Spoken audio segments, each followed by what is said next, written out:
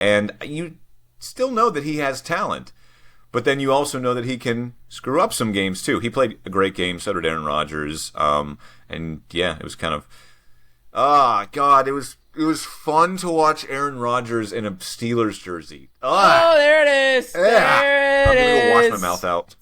I'm leaving. Oh, gross. I'm quitting the This is the end of the Gridiron podcast. We made it 80 episodes, 79 episodes in about 15 minutes.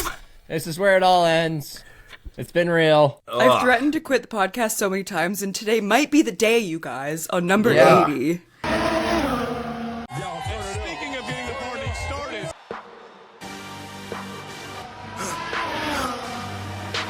For the victory lap, though. They ain't never seen nothing like this before. Lit the room when I came through the front door. Ask me if I should overcome, what for? Train in the trees, please pardon my sycamore. Touch burning sands, cross lands, and stormy shore seasons in the year, yeah. Switch gears, with dipping headers in the rear. At the blood, sweat, and tears, and my goal so near. I see my victory so clear. I see my victory so clear. And today, we break through. And today, we break through. And today, we break through. And today, we break through. And today. What's up, everybody? Welcome back to the Gridiron Podcast, episode 80 of the only podcast in the world that combines all the grid of Formula One and the iron of American football. As always, I'm Sean Barie, and joining me on this week's episode of the Gridiron Podcast, as per the usual, it's our NFL.com resident talent writer, the bald behemoth, holding down the fort in the land, flexing on the haters. Do you have new haters this week, Nick? It's Nick Shook. I have new haters every week, baby. Well, has the quarterback list come out yet? The joy of the QB index, baby. I was about to say. First one came out last week. I got a bunch of people calling me all kinds of names. They're going to have more people calling me names this week. We're back. That's how you know we're back in football season, when everybody's calling me names online. People love to be super normal about the QB index. Totally always have, normal. always will. The internet's a very normal place, Katie. Notably. Especially Twitter these days. Super normal, not at all hostile and or just disgusting at all. No, not at all. In fact, we're not streaming on Twitter right now. We are streaming, though, on Twitch and on YouTube, so you can find us on there. And then, of course, our other host, our Canadian queen, Katie Caldwell, up in Kimberley, British Columbia. Hi, friends. Another day pod. How fun. Some might call her the host. I call her the host. I'm the only one that's never hosted the show. I've always just shown up and said a few things. Then I didn't think about that. Yeah, that's a good point. It's a good point. The host. Let's keep it that way. Yeah, the host that has hosted the least. The host with the most. The host with the most. Yeah.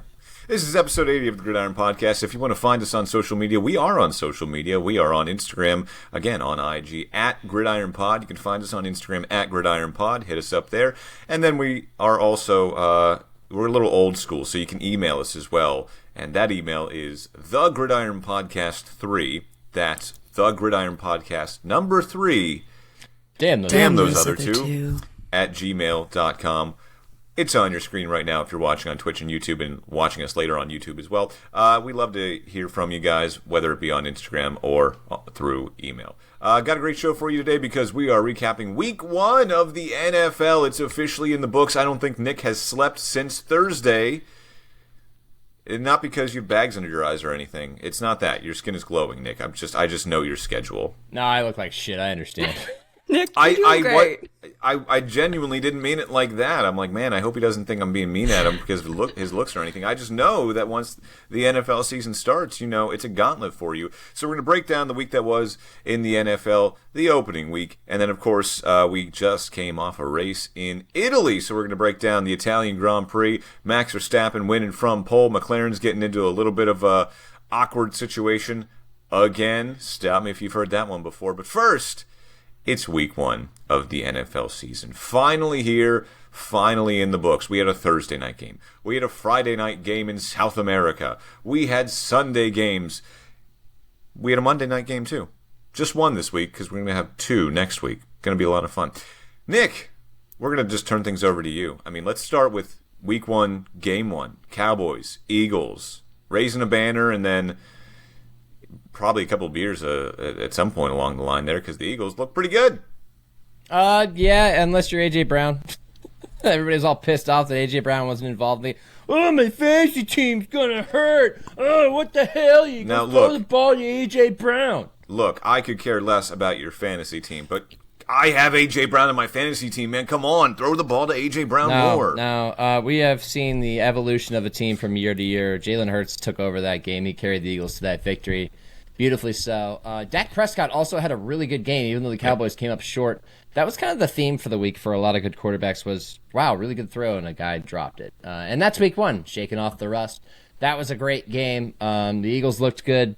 They win the game. The next night, the Chargers beat the Chiefs. That was a shocker to a lot of people. They look very good. Justin Herbert, back to the Justin Herbert that we know and Katie has loved for many years. And that was an encouraging sign that we went right into Sunday with all the action on Sunday and crazier games from there. I got nothing else. I don't know. I was just waiting for Katie to jump in. Let's talk about Friday then. I mean, are the Chiefs done? Is this the end of the Chiefs? I mean, that's what everyone's saying. It's the end of the Chiefs. Are the Chiefs done, Nick? Is it over? I run a college football league with people from NFL Network. We've been doing it for 7 years now. And we have a tradition that they don't realize is a tradition. But it's whenever the Chiefs lose a game early in the season that they should have won or that most people thought they were going to win. And then people will get into the Discord and go, Chiefs aren't winning that division this year. It happens every freaking year. So the Chiefs are done is what I'm hearing. We're so back. Somebody had the gall to get in the Discord on Friday night and go, Chiefs ain't winning that division this year. And somebody else just slides and goes, man, stop. We say this every year. And he's right. He's right. Like, it's one game. It's overreaction week to a T. That's what we do in the NFL and when it comes to week one. But I will say I am concerned about their secondary because it is really difficult to stay an elite team year over year. The salary cap is intended to make that almost impossible. The Chiefs have done it by letting key guys walk and replacing them with quality draft picks. They haven't really drafted well in the back end. They haven't invested all that much outside of Trent McDuffie, at least not early picks. And they let Justin Reed walk in free agency. And that was a glaring weak spot for them in that game. So, obviously, it's week one. You have a lot of time to clean these things up. But I'll tell you what, the Chargers earned that victory. And they were way better than I thought they would be. Katie, discuss. That game, I feel really justified because I've been saying that I think the Chargers or the Broncos maybe a bit less, but that they could win the division. I've been one of those guys this offseason. But it's so funny how week one and all of a sudden every single narrative just goes out the window because we spent the entire offseason being like, year two Jim Harbaugh, they're going to run the damn ball. They're going to run the damn ball. And then we come out and we see like what felt like 12 straight passing plays. And I, as a Justin Herbert fan, was like, yes, and Jim Harbaugh hater was like, yes, this is what we've always wanted, and it just looked good, it looked cohesive. That was a really good game. I wasn't shocked that the Chargers won, but I also kind of was, because like we've talked about, I'm so used to last year where the Chiefs would just win it at the end no matter what, and then when they didn't, it was like, oh, okay, this is a new season, this is fun. Like, am I worried about the Chiefs? No, you still have Andy Reid, Patrick Mahomes, Chris Jones, the whole lot, but I do get your concerns, Nick, especially on that back end, but it was a good game. Nothing surprises me in week one anymore. Like, it's just you could almost say the first month of the season is just craziness because you will have teams beating teams they had no business beating. You'll have crazy come from behind wins, which we'll get into in a second. It's pure chaos, and then everyone kind of settles in. And by week, 8, 9, 10, you're figuring out, okay, here are the playoff teams, and then beyond there, you're figuring out, okay, here's the teams that are going to have a shot for the number one overall seed. Here's who's going to have a bye. Here's who's going to be hosting division winners and stuff like that. It breaks down like this every year, but it is fun to say after one game, I think the Chiefs are done, man. Chiefs are cooked. Yeah, they don't have it. They just don't have it, man. That's the funniest part is watching week one action and then just being able to predict exactly what the morning talk shows are going to do. Mm-hmm. And they follow it to a T every freaking time. Like, I think even one of them was like, do we finally take the Chargers seriously this year? And I'm just like, oh my God, guys, it's week one. Like, they made the playoffs last year. For the love of God. Kills me. That being said, one take that I do have that is absolutely not an overreaction to what happened on Sunday is Aaron Rodgers is going to win MVP. There we go. And I'm Aaron so Rodgers glad can we win have a MVP. resident Steelers fan Aaron here. Rodgers looks like the MVP frontrunner right now. You can't convince me otherwise. This is not a knee-jerk reaction based off one performance. Aaron Rodgers, MVP. Poke my I'm glad eyes we all out. understand sarcasm here. I am so glad that...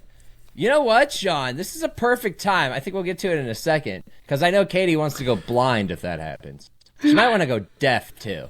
I think she would rather keep her senses of smell and taste. But the senses that deal with football, I think she'd rather lose them if Aaron Rodgers won MVP. But I'm so glad we have Sean on the show as a resident Steelers fan, as a guy who just spent last week saying, I'm not spending $240 on a stitched Aaron Rodgers jersey. I watched that reel back again last night, and I was like, he might feel a little differently going into this week's show because of how he played. How did he play, Sean? Played pretty damn well. I mean, again, my focus was on the Buccaneers on Sunday because that was the game I was covering, but at the same time I was like, keeping, and it was really funny. I came in and I told my producer, who's a big Vikings fan, and she was like, I don't know what to think about JJ McCarthy. I don't know how do I feel about this season. I'm just going to kind of let it unfold, see what happens. I'm like, you know what? I feel the same way. Like, the Steelers aren't going to win the Super Bowl.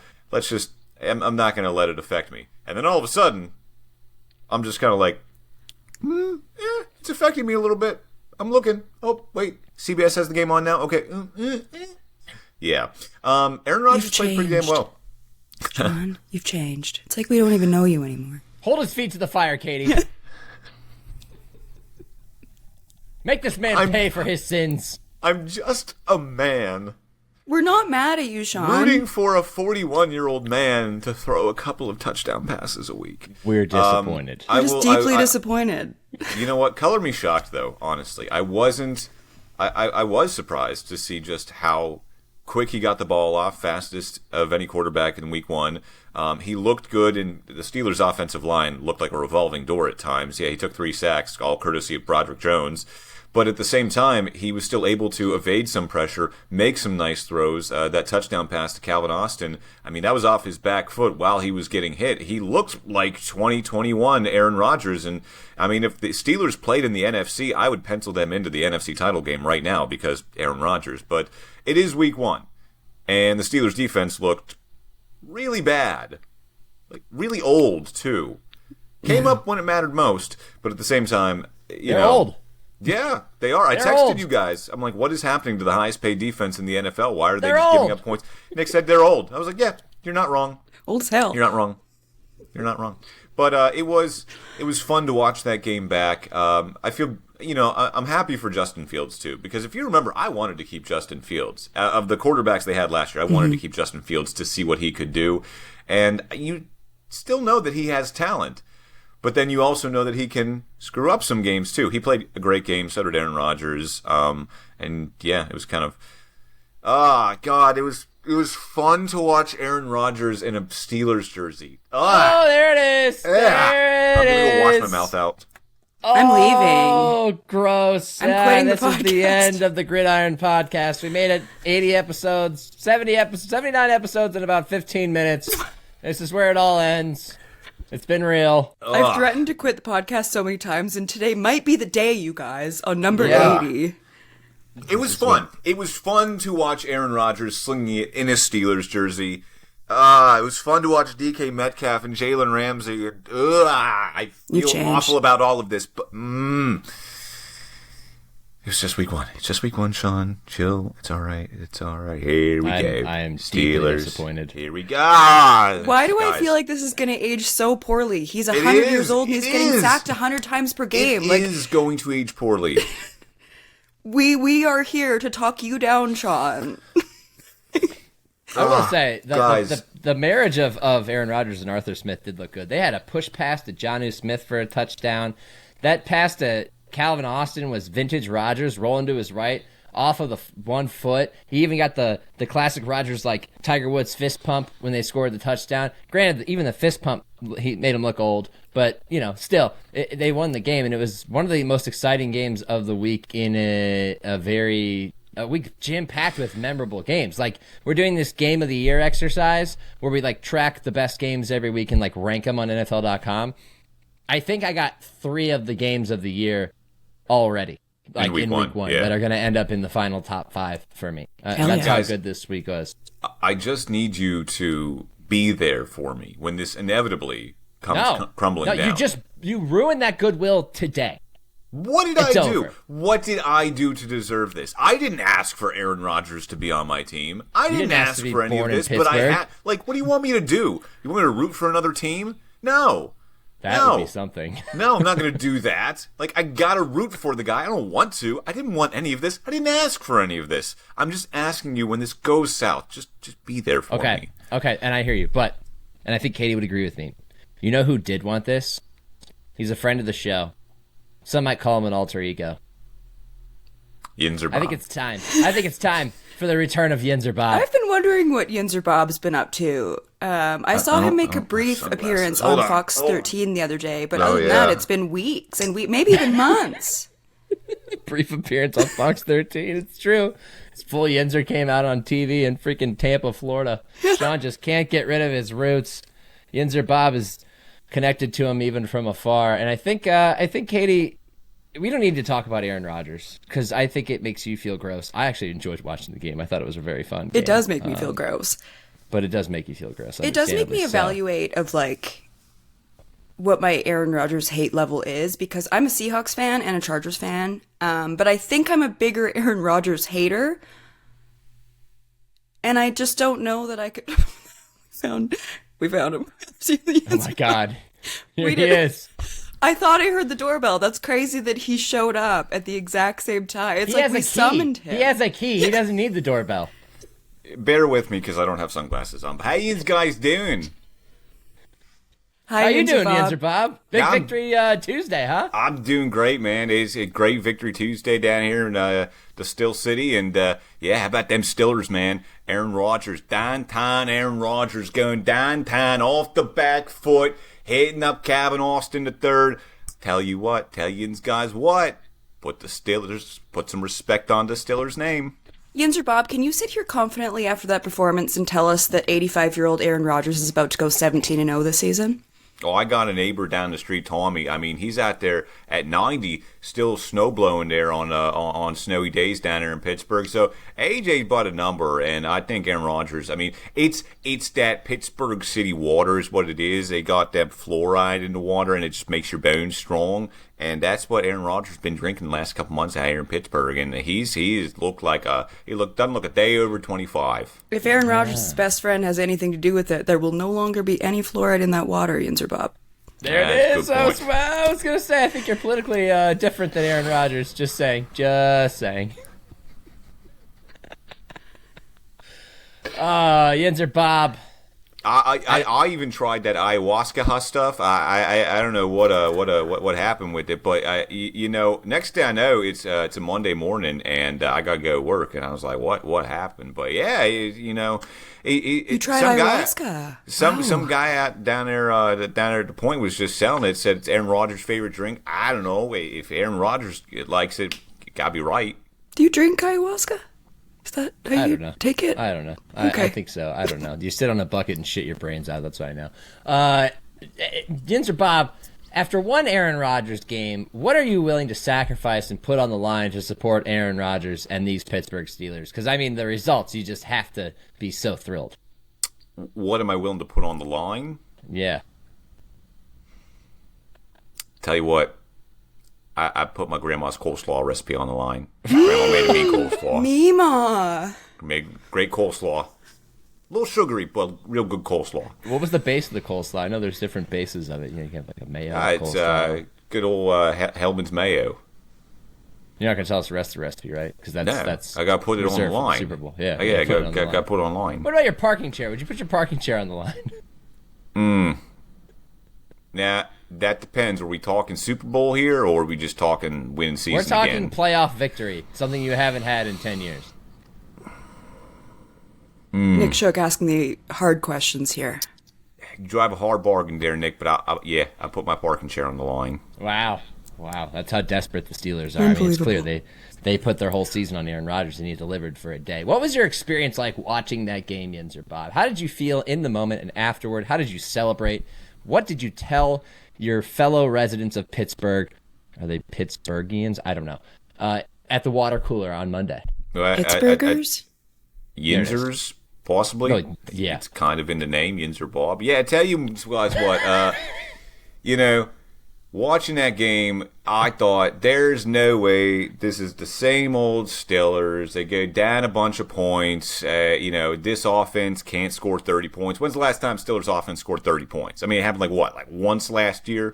So once the Jets or the Jags, whatever they call themselves up there in New Jersey, took an 11-point lead or a 9-point lead, whatever it was, I was like, nah, this game's over. And I turned it off, and then I got some alerts on my phone. It said, Katie Caldwell knocked a fumble loose. And I'm like, dang it, Kenny. 4 corners, 2 hands on the ball. And they're like, no. He caused the fumble on special teams. I'm like, oh. Now we got ourselves a game here. Yeah. And then after that, I mean, it looked like vintage Aaron Rodgers down there. No more for me. Yinzer Bob, you answered all my questions.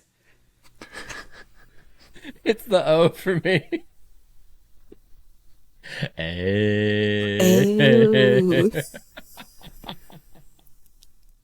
Yinzer Bob, what an absolute pleasure. We have missed you.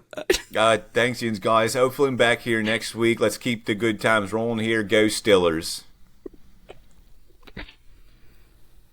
I'm almost crying. What an absolute delight. You know who we need to bring back on the podcast is friend of the show, Drew Jones. See how she feels about these new look Steelers.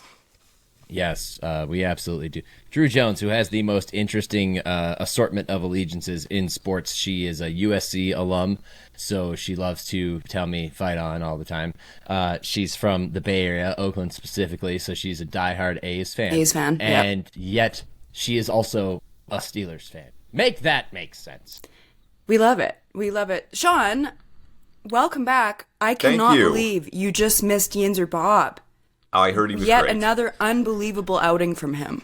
I heard Nick could barely contain himself. Sean, when Yinzer Bob visits your residence, does he go in the front or the back door? The front door? I was just curious. Like, is he, respected enough to come through the front door? I mean, this week he was probably making a lot of noise, probably upset your neighbors.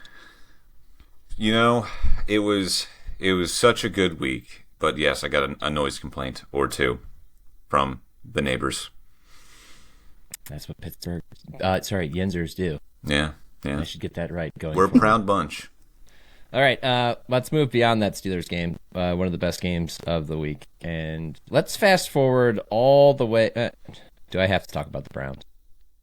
No. I did text you guys. I'm like, Nick, you got that game spot on, because on last week's podcast, you did say that you think this was going to be an ugly game and you could see the Browns pulling an upset, which they almost did and probably should have. But at the same time, yeah, that was a very ugly Browns-Bengals game, which is just kind of what we expect from those two teams now when they play. I don't think the Bengals are bad. The Browns are, but the Bengals will figure stuff out here eventually. It just kills me that a team can dominate statistically except the one category that ends up mattering the most, which is special teams, kicking field goals, kicking extra points. It's not even the Browns. It would kill me if it was the Titans. Didn't Joe Flacco have 390 passing yards? Well, what did I say? He's going to throw for 403 touchdowns or something like that. That would be the crazy outcome. He had 200. He was 31 of 45 for 290, one touchdown, 2 picks, and both the picks went off his receiver's hands. Okay. The Browns are a bad team. I said this on the NFL Daily. They don't take care of the details, and that's why they lost that game. But I don't want to spend a lot of time on that. But I will say, Bengals fans who are like, yeah, our defense is good. Your defense isn't good. No. We did just get a listener question asking if Nick is streaming on Katie's potato internet. Damn. Yeah, I got a lot of things running right now. You got, man. I don't know how you're ever going to recover from that one.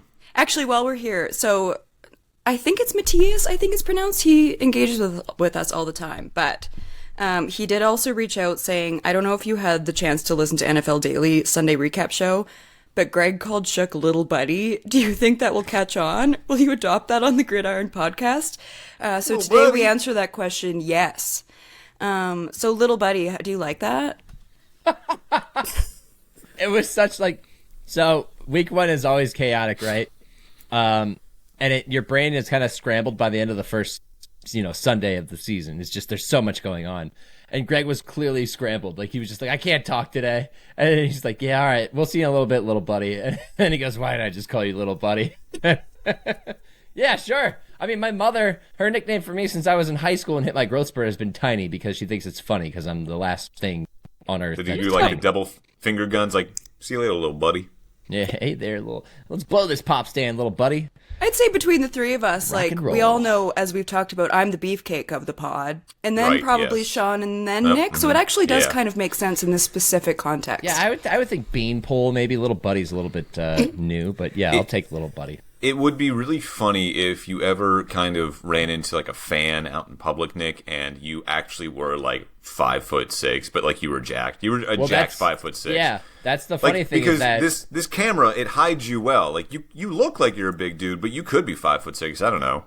Yeah, I would, if I knew how to work this properly, I would go solo and then like show you how I am not little. But it is funny that people in the YouTube, like when we do NFL Daily Live recaps, everybody gets in the comments and just goes, wow, that is not what I expected him to look like.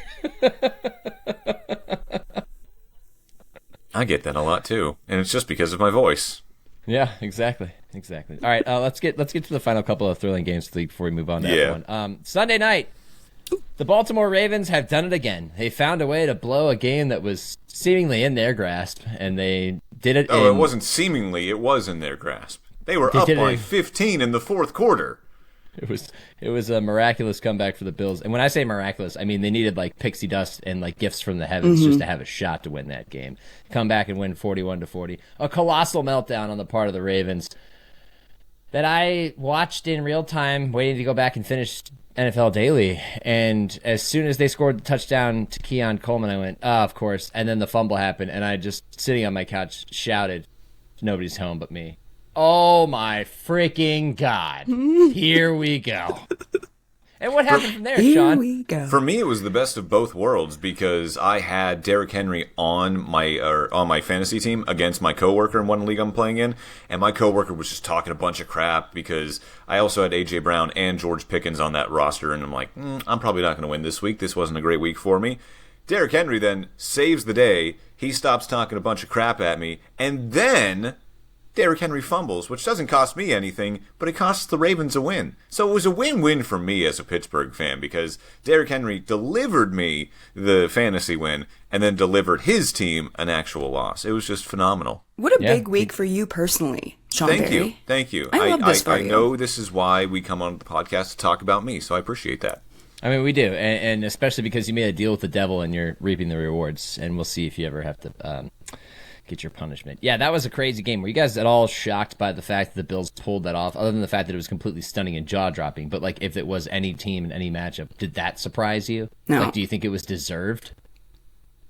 No. I don't know. I think it doesn't surprise me, though, because the Ravens, this is what they do. Like, they choke away late leads. They have done it so many times. So I don't know if it was as surprising. And the Bills 100%. is what they do. Like, it was on both ends. Yeah, 100% not surprising. 54% deserved for the Bills. Yeah, because you have to make the plays to get in that situation, to be able to have that opportunity. And, like, Ed Oliver had a great game, and he forced that fumble of Derrick Henry. But, like, at the same time, you also have to take into account the Ravens just completely falling apart. Like, not being able to get a stop. 4th and 3 in the 3 plays prior when they have one chance to put the game away. They call the worst collection of plays. Todd Monken just goes into a complete shell, goes back to year one Todd Monken in Baltimore, or maybe Cleveland Todd Monken, and doesn't put the ball in the hands of his best playmaker. And then John Harbaugh said yesterday that he could tell something wasn't right with Lamar, which is why he punted. And it wasn't like a gutless punt or anything like that, but it sure was a lack of confidence. And you're definitely playing trestle ball there, and then they immediately paid for it. So, again, it's week one, so like we can't overreact to it, but like the Ravens not being able overreact to it. The Ravens not being able to get a stop in that final quarter was stunning. I will say there were signs of that early on in the first half because I remember like I was following Derrick Henry's progress so much, and I'm like, wow, he's actually going to win me this game. We were in this league, Nick. We play on the NFL app, and so I'm watching Derrick Henry. He finally gets me like the final point I need to win, and then loses it. I'm like, How did I just lose a point? What happened? It was when he took a direct snap in the Wildcat and lost 5 yards.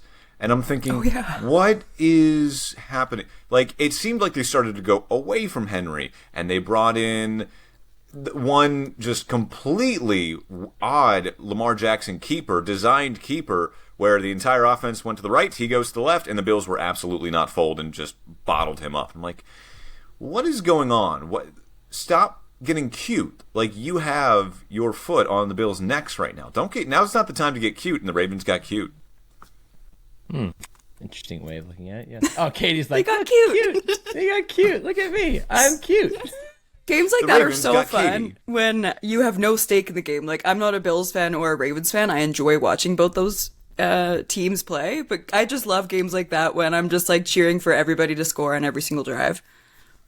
No defense. That's what instead. happened to No me. Exactly. Big 12 football, no defense. No defense at all. Yeah, that's probably going to be one of the games of the year for sure. And the final game that we're going to talk about, Monday Night Football. Vikings beat the Bears. I think arguably even more shocking than the Bills-Ravens I think so game. too. JJ McCarthy came alive in the fourth quarter. Yeah, who wants to give us a synopsis of this game, or am I going to have to do it? Nick, well, sure, why not? I was watching this at my friend's house. I'll tell you what, we were kind of dogging both quarterbacks on the couch last night because both Caleb Williams and especially J.J. McCarthy just did not look fantastic. Williams looked better because he was making plays with his feet. He looked so good at the start. He started like 10 for 10.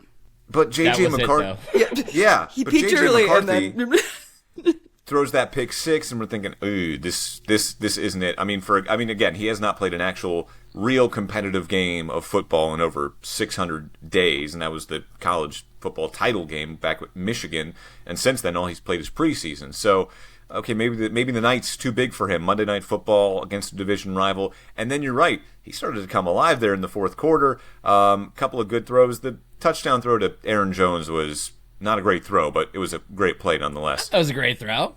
It was a great decision. Aaron Jones had to come to a full stop, turn around, wait for the ball. That's not a good throw. he made it work. It's good. I mean, it worked. It's not a great throw. I'm not. But again, it's still a Could've thrown it out of touchdown bounds. pass. Could have, like Caleb Williams did Exactly. several times, where he just overshot his receivers. Yeah. How about the Vikings, man? Just the Brian Flores defense came alive late. So did J.J. McCarthy, and then the Bears. I was checking in with Austin, and I did not get a response. Yeah, I did not get a Yeah, response. I texted him in a group that I'm in with him, and I said, "Congrats, Coley. You have a play caller that is gonna make for a fun and entertaining pairing." My little sister just closed the door. With your quarterback, it'll be an entertaining season, and that's when they were leading, and then they lose, and I text him again in the group, and I go, "I said entertaining, not successful." Yeah. It was fun. The discourse of this game was really, really fun because the way it started, and the Bears did come out so hot, and everybody's like, wow, Caleb Williams, he scored that rushing TD, and he's 10 for 10. Is he ever going to not make the pass? And then this is the Bears under new head coach Ben Johnson, and everybody, and then, oh, is J.J. McCarthy ass? And then all of a sudden, you start to see the Bears do Bears things, and then you start to see J.J. McCarthy get way better, and he's actually finding Justin Jefferson, and it was so funny how we went through like an entire season's worth of discourse in 4 quarters. It was a really beautiful thing to see.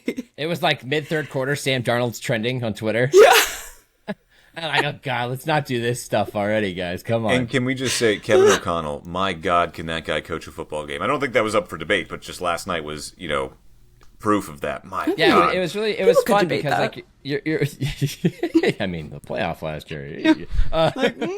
Sam Darnold, okay? Yeah, for debate. It was fun watching him, and I think rein his quarterback in, because like early in this game they're having a hard time getting the snap off, and McCarthy's like constantly checking out of plays every single play, and they're running the clock all the way down. The operation was poor, and it seemed like JJ was trying to do too much from kind of like an engineer of the offense standpoint. Like, dude, just run the play. Like, it might not work. You don't have to be perfect. And then by like the late third quarter, it's almost like O'Connell got in his ear and was like, hey, just go play football. Like, stop trying to be the mastermind out there. And they also did a really good job of balancing out their offense by leaning on Jordan Mason, who's clearly their number one runner, and using Aaron Jones as a pass catching back. And that allowed them to use the play action and then quickly move the ball down the field. And suddenly the Bears defense was on skates, and McCarthy looked like the guy he was at Michigan because it freed him up to play football instinctively. Like he's always played it instead of trying to, be too perfect and stay within the scheme. And that's why they won the game, I think, ultimately. But also that defense, woo, baby. They won up front. Those offseason additions, what was it? I was confused between Jonathan Allen and Daron Payne, but I think it was Jonathan Allen and it was Javon Hargrave. Yes. And their names sound almost identical. They're impossible not to mix up. They're the same freaking guy, and they both used to play in Washington. Like, I'm sorry, I always forget who left and who's still there. And it's freaking... Was I right? I was right. It was Jonathan Allen and Javon Hargrave. Daron Payne's still in Washington. Payne's younger. They both had big games. Hargrave had a big sequence in the third quarter, absolutely stuffing a run that was non-existent for the Bears for most of the night.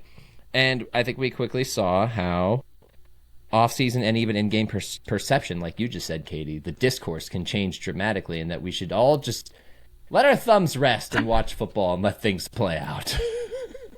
Why would we do that? That's not fun. You know how many we people need to have instant knee-jerk reactions, Nick. The second things happen. Well, actually, guys, I got in my mentions last night because I tweeted in the second quarter, it seems like the speed of the game's been a little bit too much for JJ all night, and which I think was true. And then fourth quarter, they're in my mentions. Must have slowed down, huh? You know what? This should be a segment we do every week. Nick just reads mean Angry reactions to his tweets. Yep. Yeah, mean tweets. Exactly. With Nick Shook. And only from the QB index, honestly. Or football, or they can comment on my bald head and my big ears and my nose. Like, I don't care. It all happens. Like, I'm used to it at this point, but it just kills me how we never grow as a football society. Like, and we we're never all so will. quick. No, we never And will. we never will. And as I say, everybody deserves a voice. Everybody doesn't deserve a microphone. And last night was a good example of that. What a week one in the NFL, though. Any last thoughts before we shift gears to F1? Jake Moody got cut by the Niners.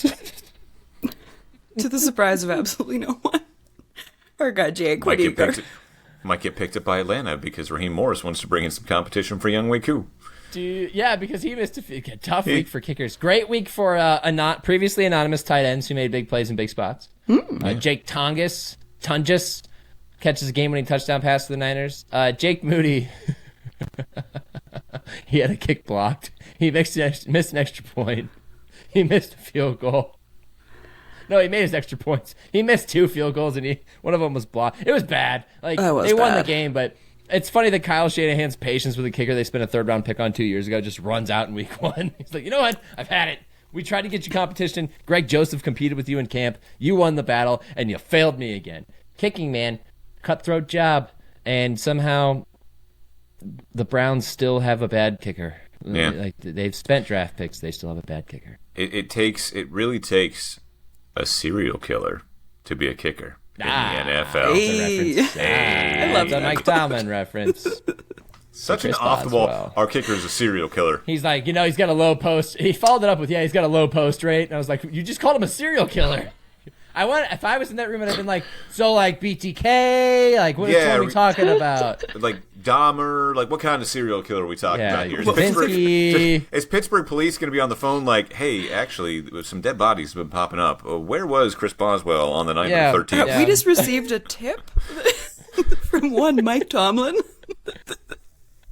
It wasn't a quote of admiration for his kicker. It was actually a cry for help because there is an actual serial killer. It was an admission in the Steelers locker room. That man is afraid for his life.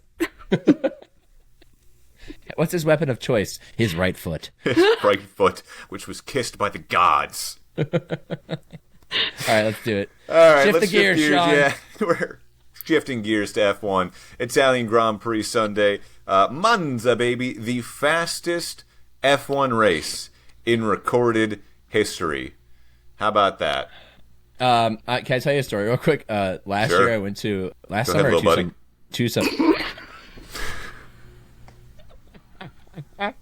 Little buddy has a story to tell. It's story time. Everyone gather around. Yeah, let's hear it, little buddy. Crisscross applesauce, please. 2 years ago, I went to a Guardians game with my sisters, and naturally, we showed up late, and they showed up real late.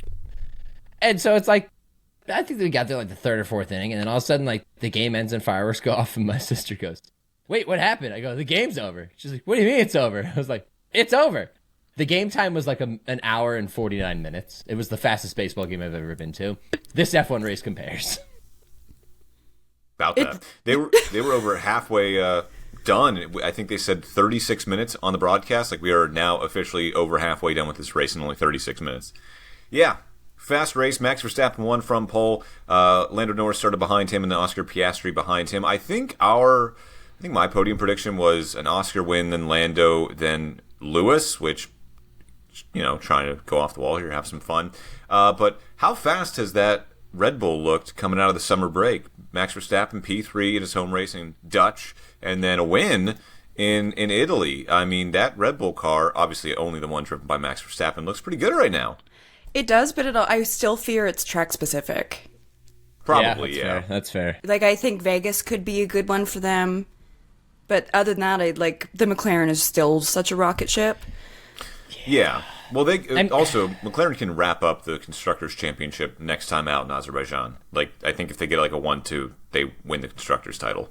I don't think they need that much. I think the point total is less. That's an interesting point you make, Katie, because like the results absolutely back that. But if you look at the track styles, like Zandvoort is not Monza and it's not Vegas, and yet he still was competitive there. So I'm curious to see how the rest of the season unfolds. Because like if any team needs to finish strong, it's Red Bull, I think, given everything that they've dealt with this year.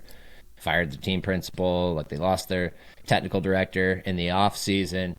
If they could actually like rebound a little bit with this car, it would feel good. It wouldn't give us any preview into next year though, because the regulations obviously changed, but it would be a feel-good story, I think, for a team that hasn't needed a feel-good story until now, and most people probably are like, screw them, they don't need it, I don't want them to feel good about anything, but for me, as a Red Bull fan, I'm like, yay, kind of competitive again. It is funny that people are starting to see the tides turn online with people are warming up to Max again, and I think this is the first time that it's happened in a long time, and I'm like, some of us have been there for a moment. Yeah.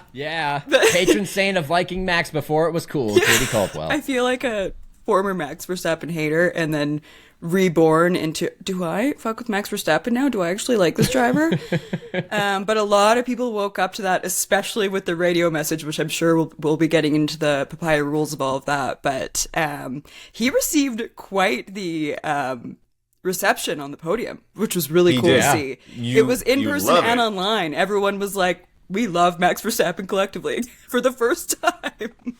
We got so tired of hearing the Dutch and Austrian national anthems play consecutively over the years. And when he got back up there, the Italian fans were like, you know what, we really don't want to listen to this. So they just started singing, da, da, da, da, da, Max Verstappen, da, da, da, da. And it was so loud you could hear it on the broadcast. And Max kind of like smiled a little bit. I'm just like, oh boy. It was fun. It was cool. I'm not liking Max Verstappen, by the way. No, this is not going down that road. 2 against 1. You already like Aaron Rodgers. You're halfway there. Touche, little buddy. There it is. I was waiting for it. That one didn't catch me by surprise. I feel sad having them in the same sentence. I don't want to comp Max Verstappen to Aaron Rodgers. They're not comparable. But like, if you just think about, come on. I mean, Max Verstappen, he does appear to be like a genuinely nice person. He's kind of a dick on the racetrack, but he's simply genuinely lovely. Nice person. He's such a good stepfather / guardian to Penelope. So and he's having a kid and a new again. dad. Yeah, and a new dad. So it's like hey. Nope, sorry. I started to talk myself into it there a little bit. No. Nick, we're getting closer. Yeah. Sharp left-hand turn. Hey, come here. Nick Latifi into the wall. Sean, come here. You see this? What's up? This is your little buddy's hand. Take it. I'll lead you to the promised land. I don't like this. I hated that. I'm turning it on you. Why, yes. Why was the little buddy hand like this? Why? Because what about Corey? I don't know. Like, you could just be like, hey, I'm holding out my hand. You're like, this is my hand. Because I didn't want to do this. Do you have, like, carpal tunnel or something? I do have a wrist tendonitis issue. I am Dave Chappelle as Rick James in Chappelle's Show. All right. Also, Napoleon Great, the Dynamite. audio Now listeners. Napoleon We're going Dynamite. way off topic here. You should watch us on YouTube, youtube.com/@GridironPod, where you can catch all these visuals. A lot of visual effects. I saw a tweet that showed Max as a little baby in a little Ferrari jumper, and it was like, Monza win and the other Italian win, huh? Max Verstappen, I know what you are. Ooh. Is he an honorary member of the Tifosi?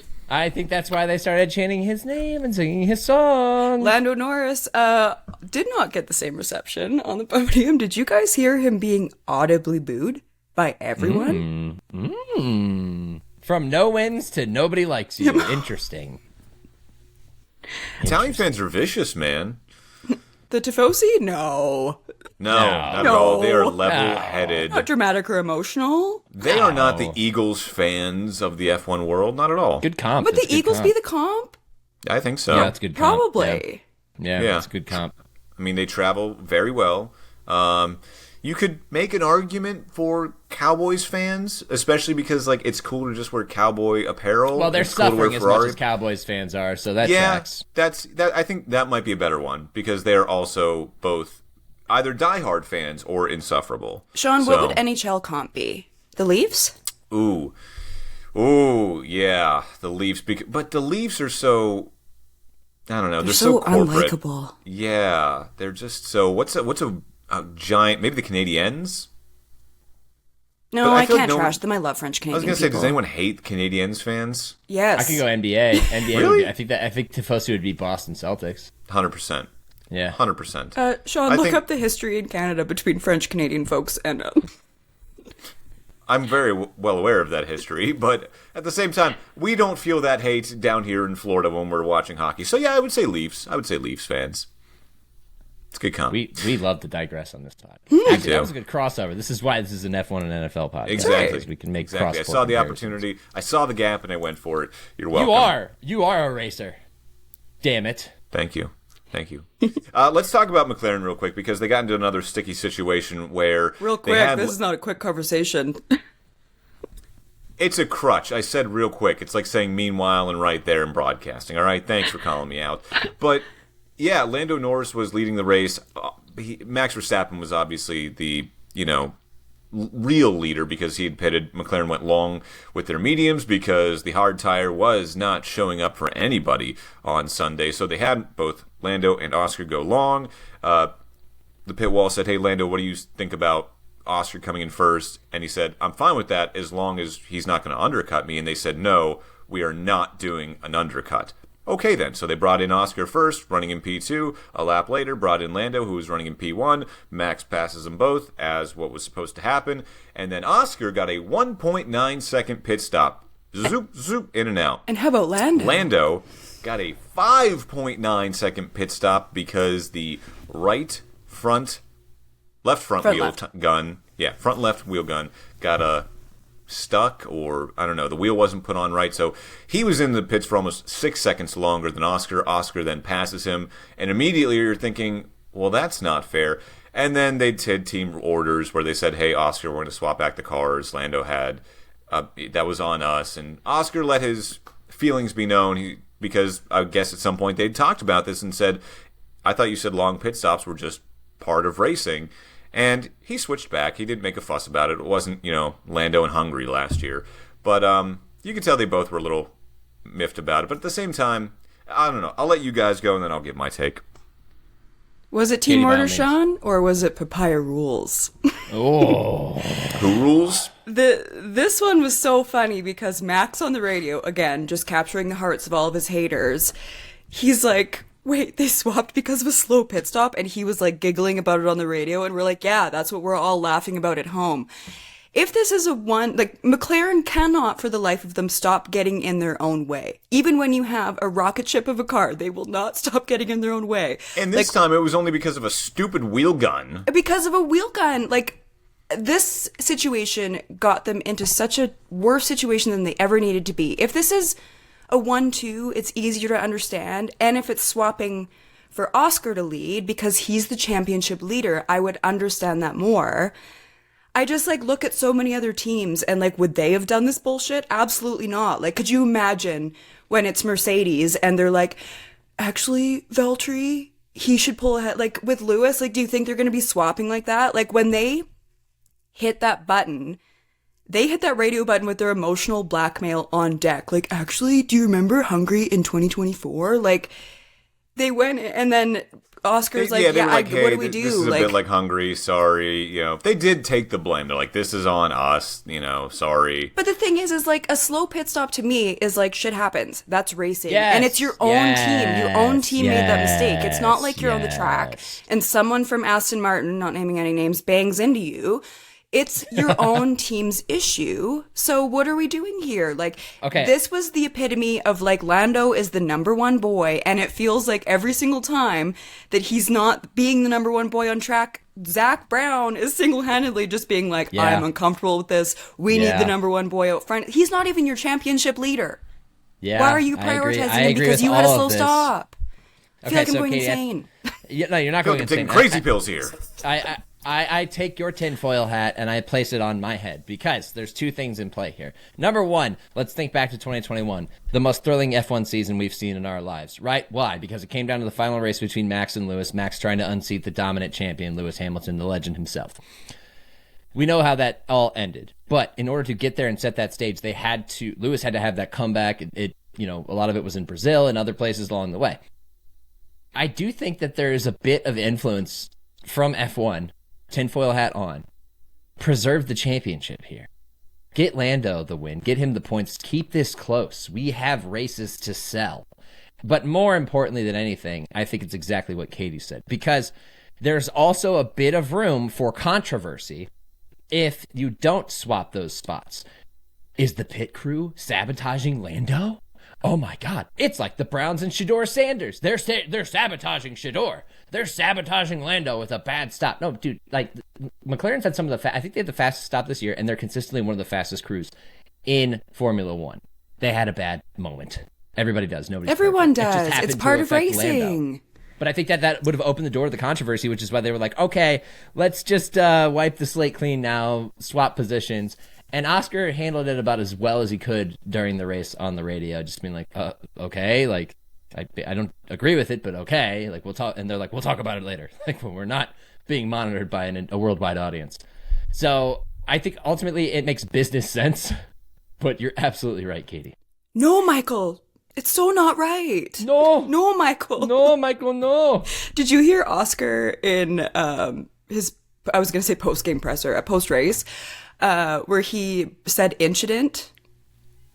Oh. No. He was just like being silly, shooting the shit, and he was like reaching into the like F1 meme lore of Charles Leclerc as like a 9-year-old.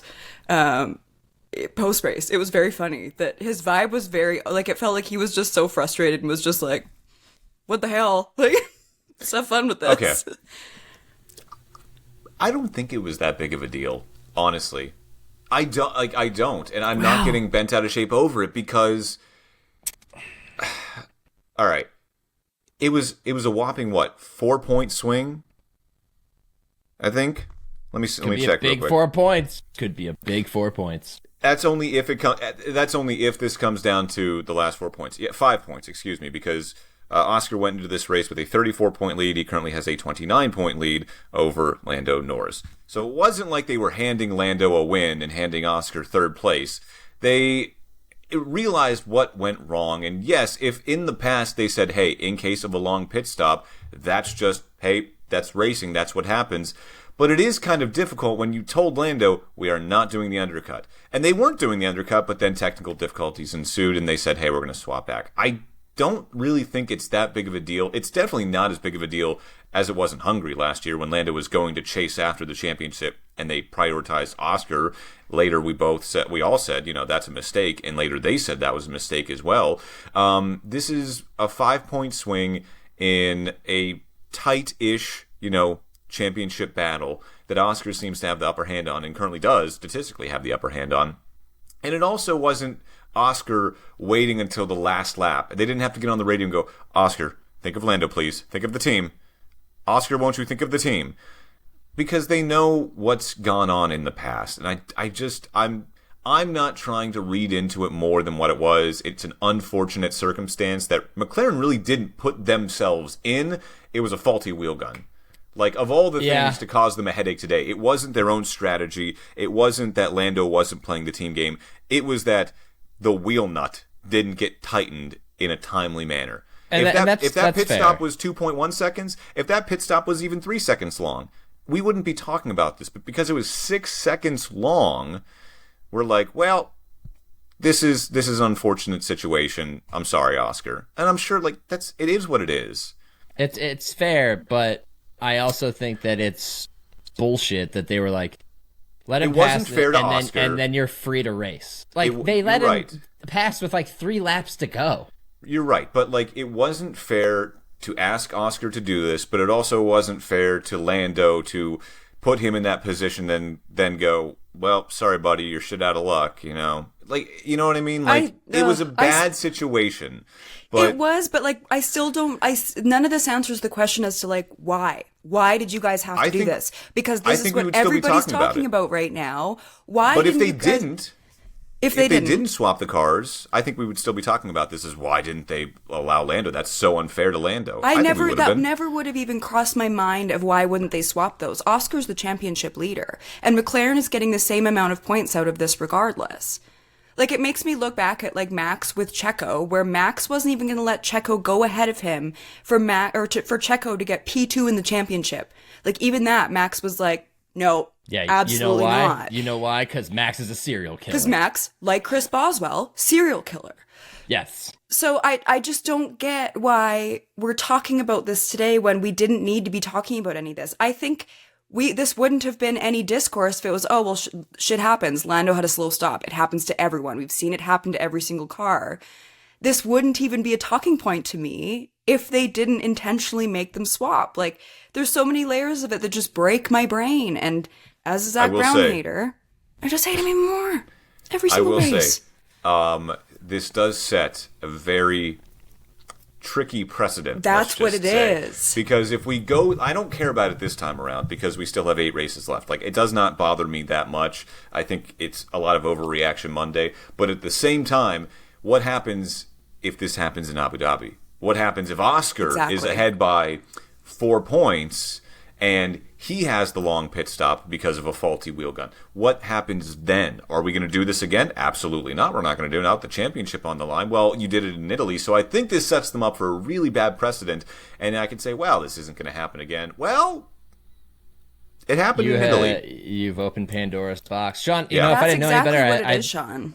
Yep. If I didn't know any better, I'd think you're a lawyer with your focus on precedent there, which I think is dead on.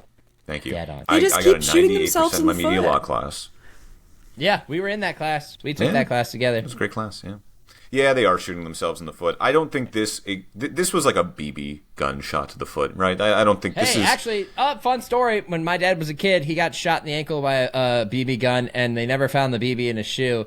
And then, like 50 years later, he went to have half his foot amputated because of a diabetic ulcer, and they did scans of his foot, and they found the BB in his ankle. Are you So serious? sometimes it can be more serious than just a BB gun shot. Yes, I'm serious. That's a true story. That was like a weirdly excellent comp for this exact situation. I'm gonna try to find the picture. I don't Now- think I'm gonna find it in time, but Now, can you make an NFL comp to your dad finding a BB in his foot 50 years later? Great question. that would be the Browns realizing that they made the wrong decision at kicker in the fourth quarter on Sunday when they cut Dustin Hopkins before the start of the you season. had that on deck. Okay. He was ready. He was ready. I'm a 6-shooter over here, baby. Bang, bang, bang. He was absolutely ready for that. Yeah, they called him Billy the Kid. I might be your little buddy, but I got just as much firepower or something. I don't know. That's right, little buddy. Now we have a week off, and we go to Azerbaijan next, September 21st. That's always a fun one. Do we want to do... We'll do predictions next time around. Next How time about we have Yeah, weekly next time. agendas with the Azerbaijan. NFL season being here. Exactly. Anything else to add for the Italian Grand Prix? Man, I really hope I find this foot picture. You sound like everyone in my DM requests. Nick, I'm gonna... Oh, Katie, bang! I found it! Perfect. All right, everybody come close. Oh, See boy. that? Oh, it's see just that an little X-ray. dot? Oh, see that look at little that. dot in the X-ray? That's It's a BB. deep in there. Yep, that's a BB. insane. How Yep. did he not know that was like... Did he not notice that there was blood on his foot? You don't want to see That's the next deep. picture. No, it didn't bleed. It's like What? There was a story one time of somebody shot a stray bullet in the air to celebrate like 4th of July or New Year's or something, and the bullet came down and entered somebody. America, baby. And it hit it at such speed that it didn't like break the skin. Like this little girl didn't know she had a bullet in her. It's that sort of thing. I don't know. I don't understand science. I'm a journalist. I'm bad at math and science. That's only Not an a STEM anecdote school that kid, would but- happen in America. Yes, exactly. As an outsider, I'm like, Not even Alberta? great question. They'd be the closest province that we would have to There we go. Weird. engage in that sort of comps. tomfoolery. Our comps are at an elite level this week. Some might Welcome say to the Aaron Comp Rodgers Podcast, level. everybody. We talk about Formula One and football and then just do a bunch of comps along the way. Works. It works. It does. I think we've done it. Nick, little buddy Shook, and Katie Caldwell. And Yinzer Bob, who could forget him. I'm Sean Barie. This has been Little episode buddy 80 this. of the Gridiron Podcast. As always, live life in the fast lane. We'll see you next time. And don't forget, follow us on Instagram, Gridiron Pod, youtube.com/@GridironPod. And you can always email us at the Gridiron Podcast 3. That's the Gridiron Podcast 3. Damn those other And two. those other two. At gmail.com. Do I have to do Sean's job sometimes? You're so good No. at remembering, the social media plugs, little buddy. I appreciate it. To answer your question, listener, yes, it has stuck. Good night, Canada. Good night, Canada. Little buddy.